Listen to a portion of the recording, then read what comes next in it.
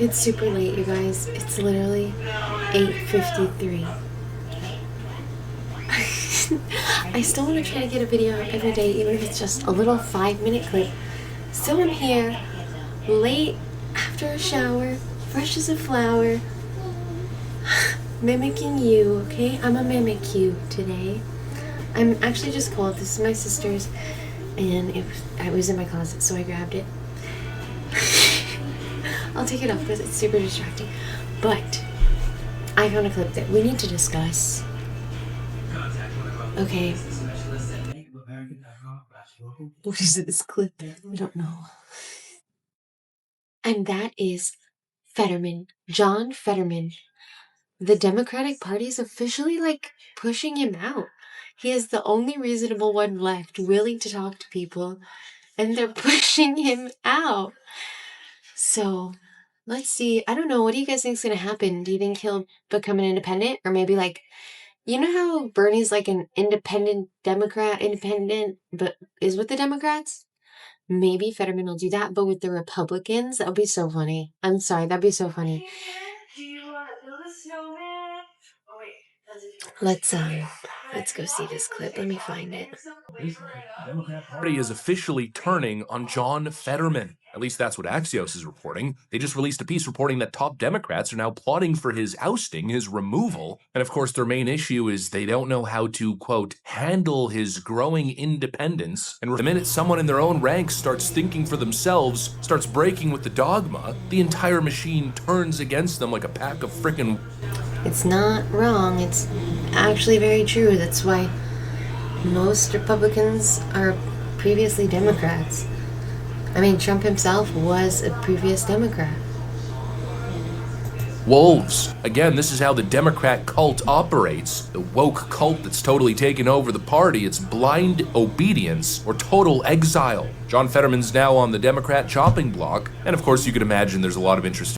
Now just think about it. John Fetterman, this is the guy who delivered a critical Senate victory for the Democrat Party in Pennsylvania. That was a seat that they had to win in 2022, and John Fetterman put everything on the line. He campaigned through health struggles, took the heat, fought off a worthy competitor in Dr. Oz. He basically kept Chuck Schumer's Senate majority alive and did it after undergoing a debilitating stroke. And now how does the Democrat Party repay him? By trying to shove him out the door the moment he stops parroting their pathetic talking points. And well, you can pretty much see exactly why this is happening. John Fetterman has broken ranks with the Democrats in the worst possible way by, putting country over party. Yeah, kind of funny how that works, right? You got someone like Jay Jones who fantasizes killing his political opponent, and that's totally A-OK, oh, they'll stick by him to the end. And you've got John Fetterman, who's been simply voicing some of his disagreements with the current direction of the Democrat Party, and now they want to destroy him. Take a look at some of the things that he's been saying recently. Of Pennsylvania, I know and I love people that voted for President Trump, but they are not fascists. They're not Nazis. They're not trying to destroy the Constitution, those things. And that's part of another thing. I refuse to call people Nazis or fascists, or I would never compare anybody to Hitler and those things. And now that kinds of extreme rhetoric is going to continue. We're going to be more likely in resulting in extreme kind of outcomes. And he is the last one left in the Democratic Party who's willing to say any of this, and they're shunning him for it.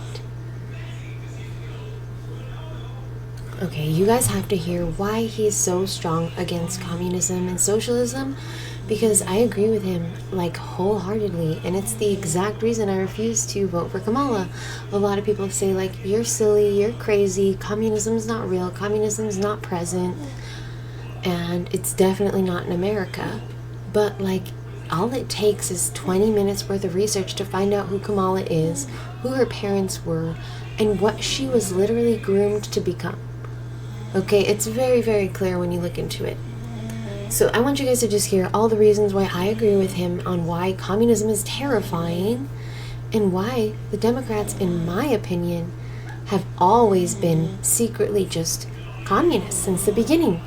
They have been out to destroy our Constitution from the very beginning. They created a party because they didn't like what the Republicans did from the very beginning. And they've been fighting it ever since. And now, the exposure levels, there's not going to be a blue state for a while. I'm positive.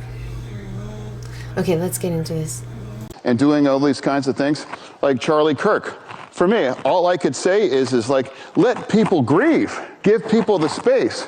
I'm not going to use that terrible thing and that Pasek assassination to make my argument and try to put out my views. We really got to turn the temperature down. And we can agree to disagree on these kinds of things.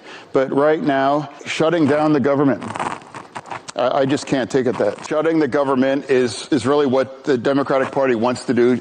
I follow country, then party, and it's the wrong thing for the country in a period of chaos. I refuse to vote to shut our government down. I absolutely would love to have, I would love to have a conversation about extending the tax credits for healthcare. Absolutely. But I would remind everybody too, this was designed by the Democratic Party to expire at the end of the year. Did you guys know that? The healthcare illegal stuff, the healthcare for illegals was supposed to expire this year. And they're pushing for it by closing down the government and refusing to negotiate. Do you understand what's happening right now in Washington? I don't think this has ever happened in history.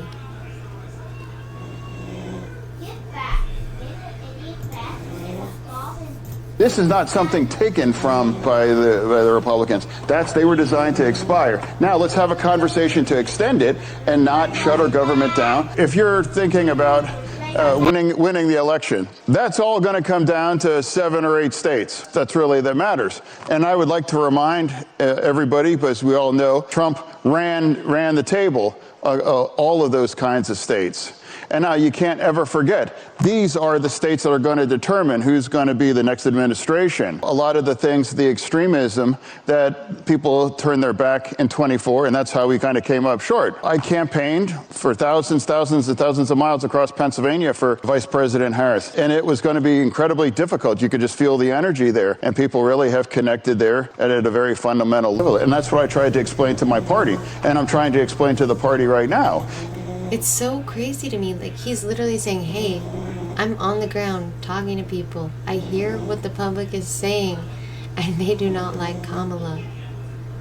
They do not like communism. It's like, this is why we lost.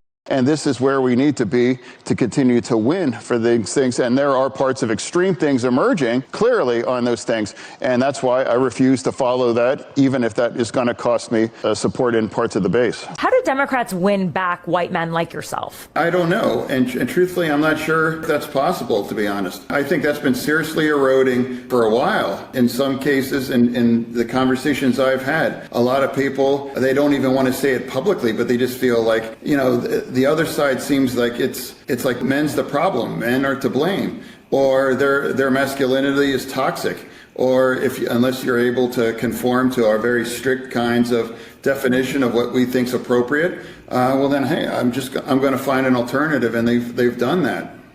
That's absolutely true.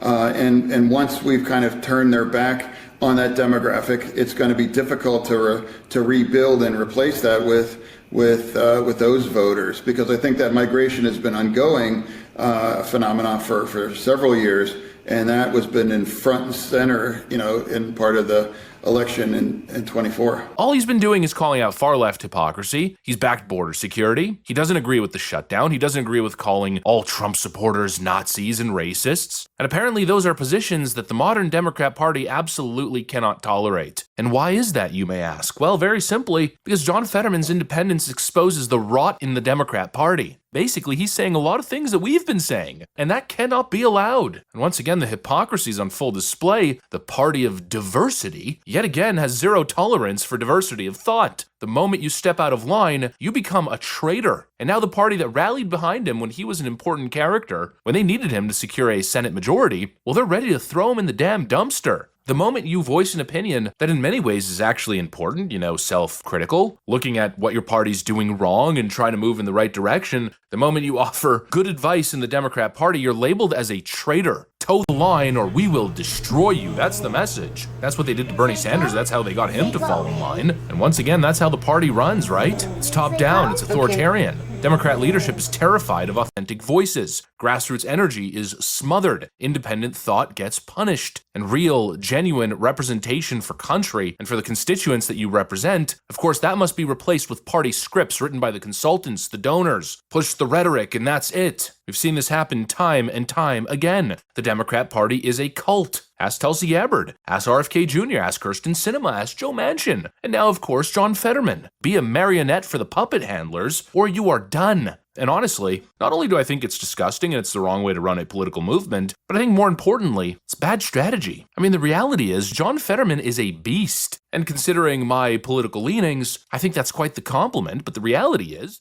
This is Buddy. But the reality is, this guy's been incredibly authentic. He's extremely popular in Pennsylvania. He's loved by Democrats, by independents, and even Republicans have respect for this man. He shows up, he talks straight, he's not afraid to say what's actually on his... It's true. Republicans have so much respect for him because he's honest, he shows up, and he's there for his constituents. Whether they disagree or agree with him, he shows up, he puts in the work, and he's respectful. In a sweater, in some sweatpants, in some basketball shorts, he does it. He does the job. And yeah, it's just crazy because he talks about how his family is from a place that actually was communist.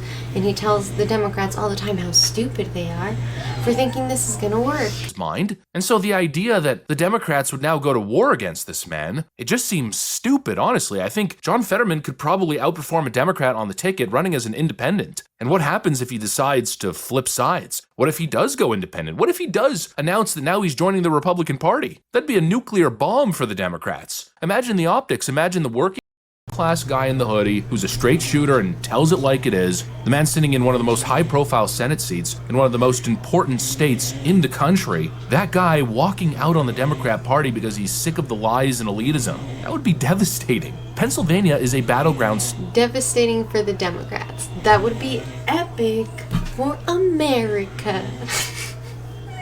No, but really, like, it's crazy the way the Democrats are literally... They process like parasites or like demons. Like, if it doesn't go for what their benefit is, they kind of like worm together, right? The second you go against it, done. And Democrats need it badly, and they're losing it slowly but surely. A Fetterman exit, even symbolically, I think would send a message across the board, across the Rust Belt, that the Democrat Party no longer represents regular people. What they're up to right now, I mean, it's frankly disgusting. I think it's disloyal. And it proves everything that we have said all along. Yep. The Democrat Party doesn't serve the people, they serve themselves. And Fetterman is doing something really rare here in politics. He's telling the truth. He's speaking like a human being. And so it begs the question, if Democrats are going to continuously destroy anybody in their party with a shred of authenticity, how can they ever build a future? How can you build a future if all you do is destroy the most authentic people in your party and anybody who builds grassroots energy? I mean, how are you supposed to find the next Obama? Now, of course, I'm not saying that Obama was great, but I'm saying the next Obama in the sense of the next charismatic leader who's going to actually lead your party to electoral success if all the rising stars in your party get crushed the moment they go off script. And kind of ironic coming from the party that keeps talking about saving democracy. Ooh, democracy this. We're fighting authoritarianism. Says the people who can't even tolerate free thought in their own ranks. They demand total... Exactly. They can't tolerate free thought. They can't tolerate opposing opinions. They can't tolerate anything that goes against their logic, which changes on a day-to-day basis depending on how they feel. So, I don't know. It's just ridiculous. If they lose Fetterman, yeah, I don't even know how they'll survive. As far as I heard, they're pretty broke too. That's another reason they want to keep the government shut down. All the money they're asking for is most likely something that makes it back to their pockets somehow. I would not be surprised. Submission, no charisma, no originality, just a bunch of plastic, empty frickin' suits, mannequins. You know, I'm not saying John Fetterman is presidential material. I don't think that's his place. I think he's more suited for the job of a senator. But we've seen it time and time again. Anytime somebody wants to break the mold a little bit, introduce actual reform, change to the Democrat Party, new ideas, The entire apparatus, like a bunch of white blood cells, start attacking that person as if they're a virus. And it seems all in preservation of the status quo, all in preservation of what is currently not working for them. All to preserve the establishment so they could keep running the same unpopular candidates over and over again. Here we go again. Gavin Newsom. Ooh, Pete Buttigieg. Ooh, Kamala Harris. Talent cannot rise in this party. Talent is stifled, drowned, deprived of oxygen. We see it over and over and over again, and I just don't know how this ends well for the Democrat Party. Anyways, that's pretty much what I got for you guys. Hopefully you enjoyed the video. If you did, make sure to leave a like and possibly subscribe. Thanks for watching. Go find this channel. It is Liberal Hive Mind. Okay, and they've been posting for a few years. They actually had to fight for their channel, so they're a very, very good, informative one. And they've been doing this for a good while, so I will put their video here so you guys can go watch one of the other ones next. I'll suggest one right here for you guys, okay? Let me know what you guys think. What's gonna happen with Fetterman? Do you think he'll end up a Democrat next year? Or do you think he'll end up a Republican? Maybe an independent? Do you think he's president material? Okay, maybe not that one. I can't imagine our president in basketball shorts. But I will see you next time. Bye.